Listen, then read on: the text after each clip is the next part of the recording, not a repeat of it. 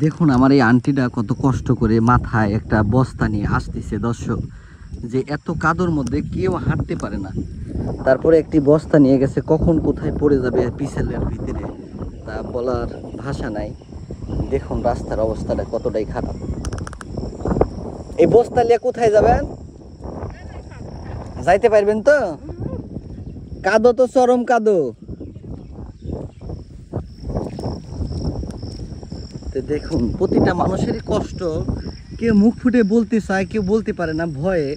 তো আমার কথা হচ্ছে যে আমার খায়া ভাই আমি পরে আমার নিজের টাকা দিয়ে এমবি খরচ করে আপনাদের মাঝে এমন একটা হাজারো মানুষের কষ্টের ভিডিও যদি আমি তুলে ধরি, তাহলে এই ভিডিওটা যদি স্কিপ করে যদি আপনারা চলে যান তাহলে কি হয় ভাই?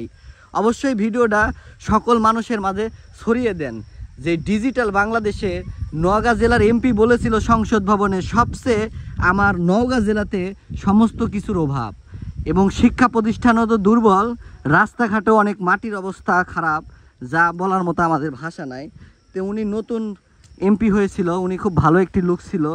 তো উনিও যদি এমপি হয়ে যদি সরকারি সমস্ত কিছু যদি পেয়ে থাকতো তাহলে হয়তো বা এই রাস্তাটা হয়ে যেত। উনি বলেছিল যে এই রাস্তাটা করে দিবে। তো যাই হোক, ওনার ভাগ্যে দল পরিবর্তন হওয়ার কারণে ওনার এমপিগিরি আর থাকলো না।